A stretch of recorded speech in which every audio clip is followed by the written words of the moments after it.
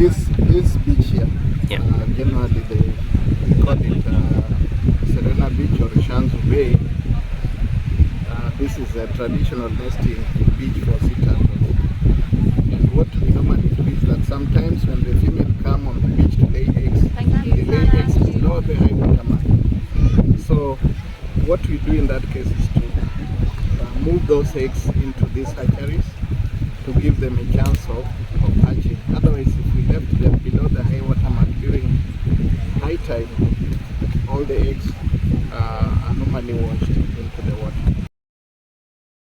For the ones that are secure, we don't interfere with them. It's only the ones that are insecure and the ones that we normally move to the hatcheries here. And then we incubate them for 60 days. So Then we release them. If the guests are around and they want to witness, we invite them to do so.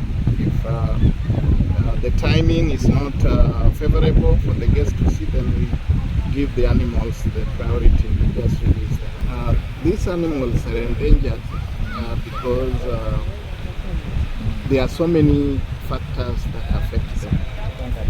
I talked about poaching. There's poaching where people collect the eggs and also slaughter the nesting females. We have the speed boats. Those people are operating the boats. The boat propellers hit the turtles when they're trying to come out of the water to breathe. So there's those aspects. There's fishing nets. There's some fishermen who throw away their nets, and then these animals get entangled in those fishing nets. We call those nets ghost nets. When they get entangled, it's difficult for them to free themselves from these nets. So this becomes a web of death where they drown in these nets. Then also we have the fishermen who set their nets at night and they come in the morning.